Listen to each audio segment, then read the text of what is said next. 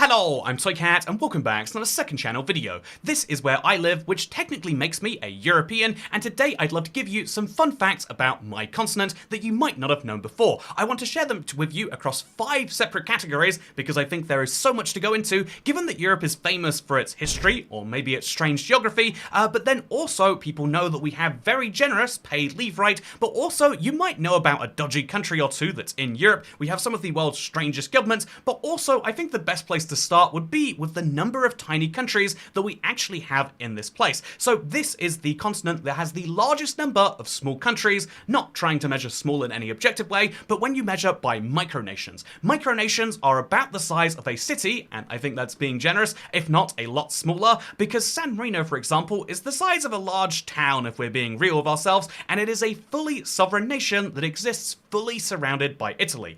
The smallest nation anywhere on Earth is the Vatican City, but this is just the second of the 5 micronations, because there is Andorra, which is famous for being between France and Spain. There's all sorts of copypastas about how you can't have a country between those two. Many people don't know it exists, but Andorra is there. And then we've got Monaco, which is just over here, and notably, the most famous of the group, we've got Liechtenstein between Switzerland and Austria. And so now what's really interesting about having the world's largest number of micronations is that we also have the world's largest number of countries without an airport. In the modern age, you need to have access to, we could argue trains are a secondary thing, but having access to a regular port, for getting physical goods into your country, that is really important, but especially an airport if you want to get people in and out. But Europe has the most countries without them because all of our micronations are missing them. If you want to fly into the Vatican City, I don't need to tell you that that's not going to work, and you could also probably predict that you can't get any giant, ships filled with Chinese goods into there because it's entirely surrounded not just by Italy, but by literally Rome the city. It's a very dysfunctional place in terms of calling it a country, but we're going to roll with the fact that it is a country. San Marino also has access to neither of those, although Rimini Airport is just next door, about a 25-minute drive away. It's a little bit harder if you live in Andorra, where notably, no port, because no sea, but also you're hours away from Barcelona or Toulouse. And then we've got, thankfully, Monaco, which does have a nice airport nearby, and also has access to the sea directly, and Monaco is also the only of these 5 nations to have a train station. Monaco, Monte Carlo, you could make a real stretch and argue that it's not really in Monaco, but I would argue the station entrance is, and so it's the only one of these 5 nations to have train service. In fact, trains are something that I think Europe is famous for too, but if we look at the map of high-speed trains in Europe, you can see that this is actually an imaginary network, and actually, as much as we would love to have it, but even in this one random person's dreams of what they want to see in Europe, you can see like, oh yeah, the rail is very much heavier on the west than the east, because this is a reflection of the modern day reality.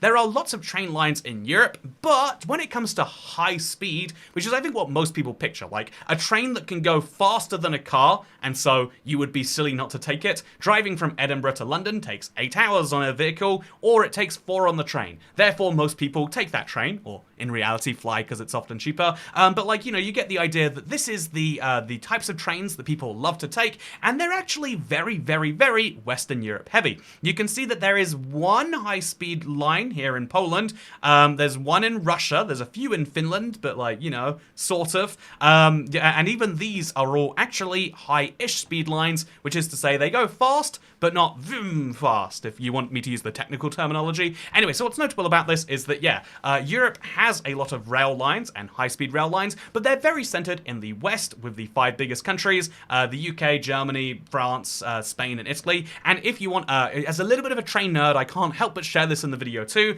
that Germany's high-speed trains are so dull, you genuinely just feel like you're on any train. Maybe that's the best bit to you. The ones from the UK are cool because you go underwater. The ones from Spain were the cheapest to build because there is so much nothing in Spain. Seriously, if you ever looked at it on a map, it's like there is a big Madrid here, and then it's nothingness till you get to the coast. It's great. And then Italy seems the most exciting to go on as a tourist. So there's some fun facts about trains. But now let's move on to the second category. Here are some fun facts about population. Here are the list of European countries by population. And Europe is a very populated continent. 750 million people live here, which is great for the New World and actually the worst of the Old World continents. Africa and Asia both have substantially more people, but what's even more interesting is you might assume looking at the map it's fairly evenly distributed, but no actually. If we look, 740 million people live in Europe altogether, but about 20% of that lives in Russia. Another 10% live in Turkey, Germany, the UK,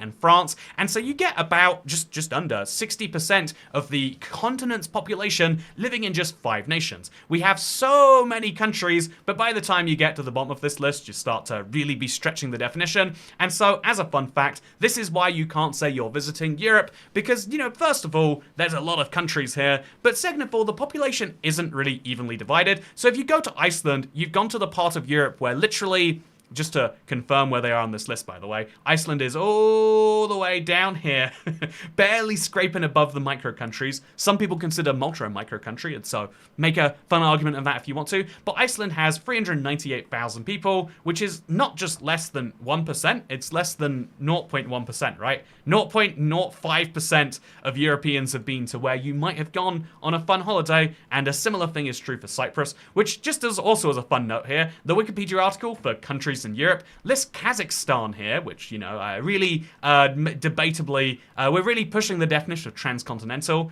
and in the opposite way, I think calling the Netherlands transcontinental is a bit of a stretch in the other way. I think the only European country that really identifies as transcontinental is France. But anyway, to this point, you know, Italy too, you know, interesting. But what's really notable about this is the fact that, yeah, most of the European population is in just a few big population centers, and this is standard for most continents, but it is extra true in Europe.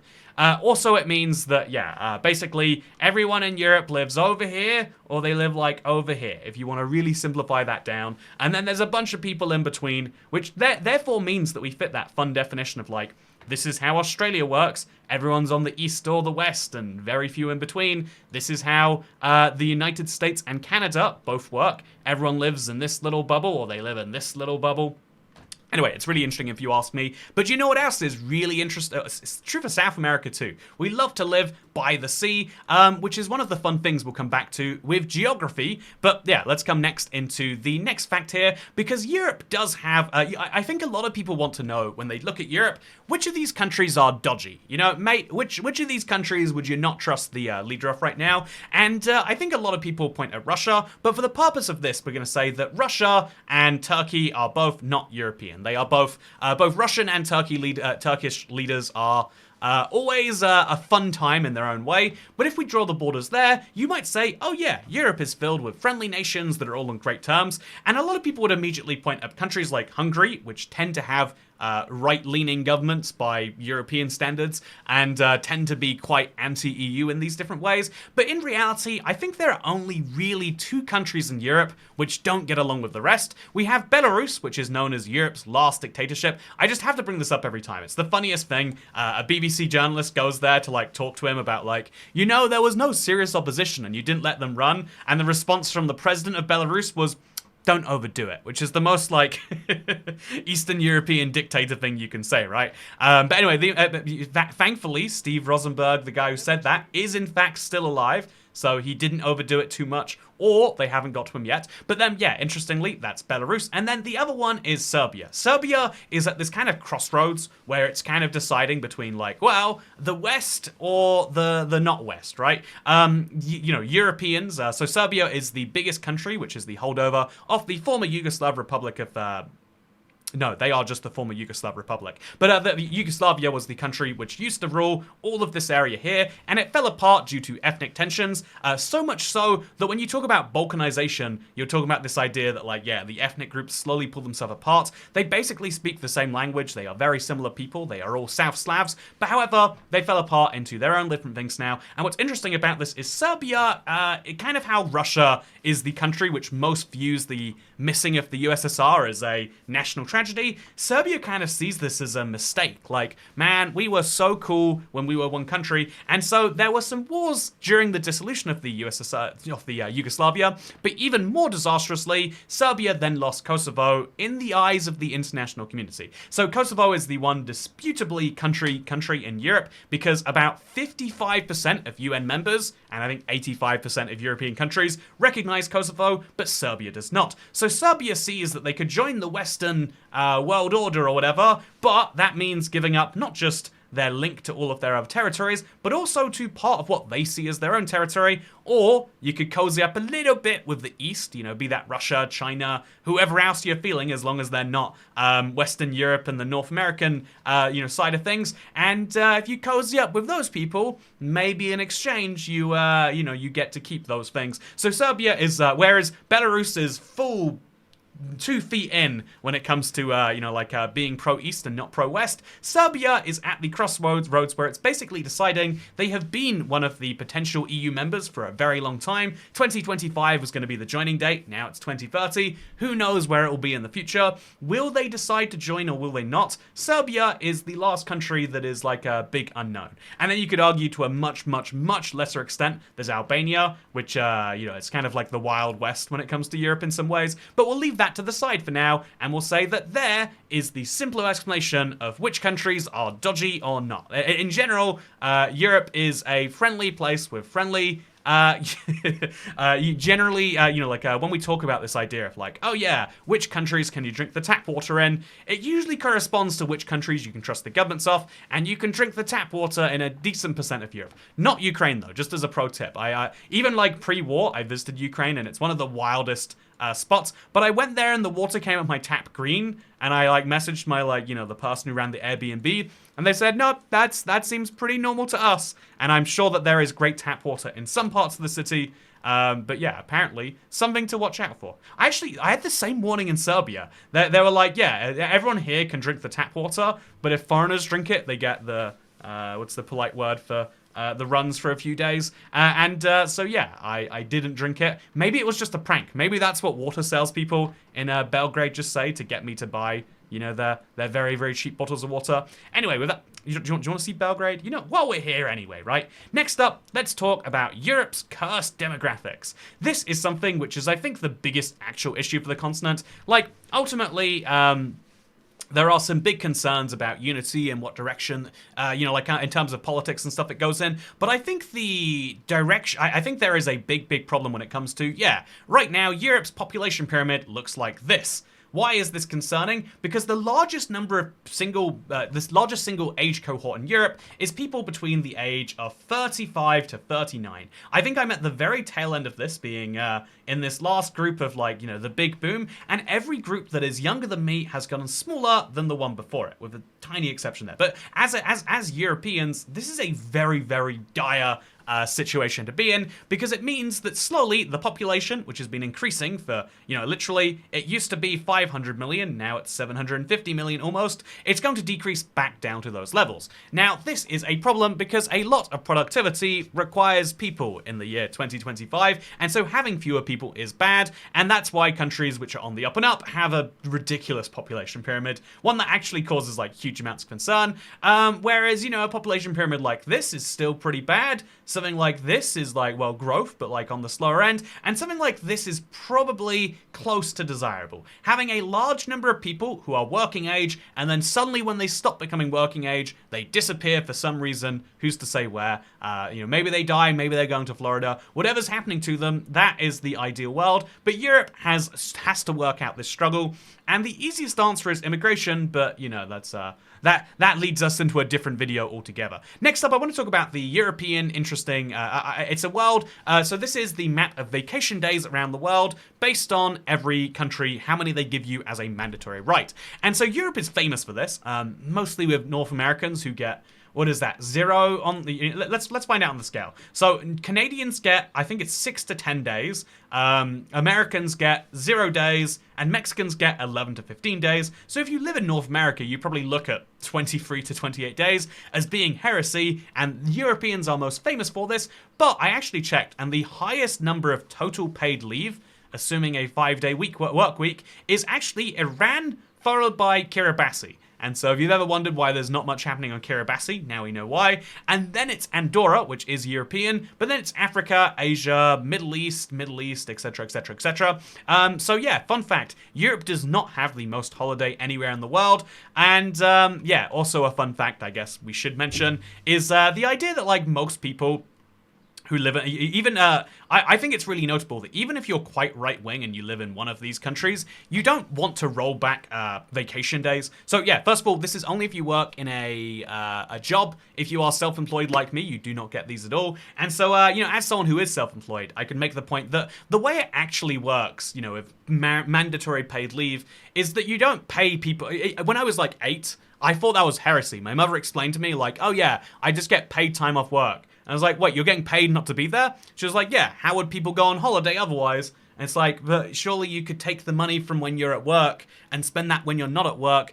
But no, actually, the way it works, broadly speaking, is, if you're not working for, say, 1 month in the year, you get paid 11/12 of the salary you otherwise could demand for the other months, and then you get the last 11/12 that you've built up there. Effectively, a lot of what European governments call, what you might think of as being this, like, great, welfare state is like, yeah, what if we took the workers' money and then gave it back to them when they needed it? And people are like, oh, that's great. You can create, money from thin air. You can create value from thin air by saying, what if actually you get the same amount of money, but it's distributed in a way that feels better? If you want to know what the modern economy is basically built around, or the modern finance industry, if we want to talk about what my city contributes to the world, the modern finance industry is just working out different ways to do that, more or less. And one of the greatest European inventions is the idea of what if you got mandatory holiday where you got paid, and people go, wow, that's nuts, I can't imagine that. Speaking of things that are nuts and that you can't imagine, let's talk with our final point here about geography, and it's something I want to bring up because I think the other thing Europe is probably most widely famous for is colonizing, right?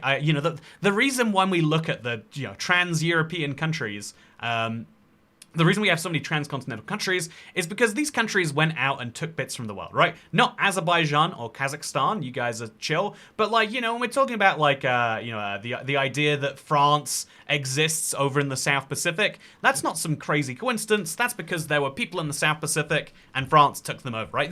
The very idea that there is a Canada or a United States or a Mexico or we could name a decent majority of the world's countries is because some European went over there and did the colonization thing, right? Therefore, Europe is real good at colonization, except here is my counterfactual to that. Or rather, here is my better explanation. If you look at Europe, we are a peninsula. There is no easy way to define the end of Europe. So again, if we're really simple and we just say where Russia is the start and end of Europe, it's not true, but if we just use that as the simplest guide, it's actually like the Ural Mountains that define it. But if we look at the simplest way to define the edge of Europe, you can see that Europe is a peninsula coming off of Russia, where about 20% of Europeans live, as it turns out. But what's interesting about this is the fact that if you then say that Europe is a peninsula, it's not just a peninsula by itself, so going to be surrounded by more water. Every peninsula, it's a fractal peninsula. So it becomes a bunch more peninsulas, meaning that Europe keeps going until you get Spain, which is a peninsula, until you get Italy, which is a peninsula. If we look at the Danish peninsula, it's like, oh yeah, it comes off into a big island here, and then there's an island off that island, there's an island of that island, there's an island of that island.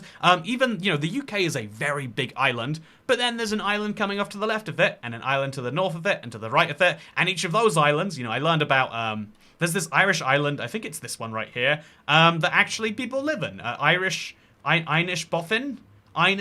Iniz Boffin is the island over here. Iniz Turk right here, for example. There are some wild islands that exist off the coast of Ireland. And my point here is to say that Europe is a continent that uniquely, because of I think a lot of these islands have large numbers of people living on there. And so a decent percentage of Europeans, unless you live in the middle of, people who live in Bavaria don't really have to deal with the ocean that much. But most Europeans have to deal with the sea much sooner than other people. And so it's not that we love the ocean so much, it's that we're surrounded by it, and that's why we instinctively maybe went to go conquer it. For the UK, it's like, well, any direction we want to go from our mainland as an island eventually puts us into the sea. That is maybe one of the reasons why we had one of the biggest navies for a very long time. But this is the reason I would argue that, if you want to look at Saudi Arabia or the UAE, or look at the Middle East, and you look at the culture there, and they wear those fun white suits, right? It's not because they love the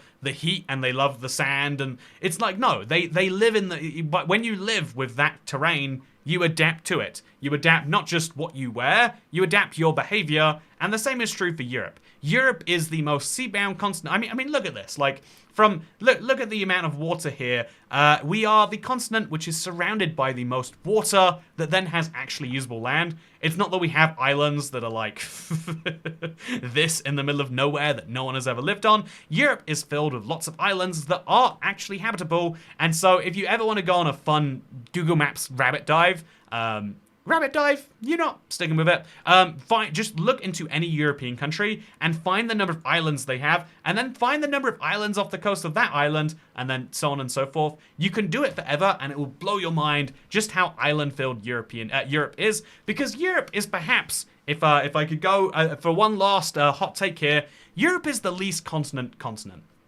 Not only do we have one of the lowest populations of the old world by a decent amount, fewer people live in all of Europe, not just the European Union, all of Europe, than live in China or India alone, right? But not only does Europe have a fairly low population, it doesn't have a clear defining line where it ends. I think that the entire system of continents only really works for defining the New World, North America, South America, Australasia, or whatever, but even then it falls apart immediately. I think that continents are dumb, and looking at Europe should prove it the best.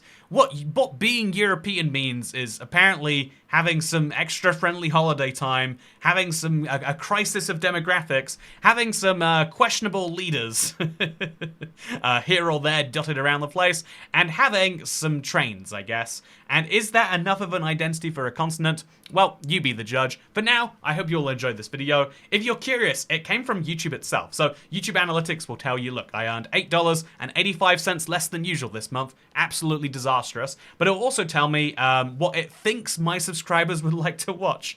And I don't think I'm going to do another one of these, but I really enjoyed the couple of videos that I made from this, and I hope you did as well. But instead, I figured what I would do just be more fun. Rather than using YouTube's prediction, which is based on algorithms and AI, look, it literally says very high interest from your viewers. This should be a multi-million view video, but I'm going to assume that YouTube is wrong about that, even though I had a lot of fun making this, so I don't really mind. So what I'm instead going to do is leave a comment down below, and I will, whatever the most upvoted comment is what the next video title or idea will be. Yeah, we're gonna do it. Look in the comments down below, upvote the best idea, and then we're gonna go with it. Yeah, that sounds like fun to me. Anyway, thank you for watching. Thank you. And the thumbnail for this video, I know a lot of you want to see me making it. I think we'll just use a map of Europe with some weird flags on there, maybe. Or maybe some choo-choos, something like that. Anyway, thank you for watching. Hope you all enjoyed, and I'll see you whenever.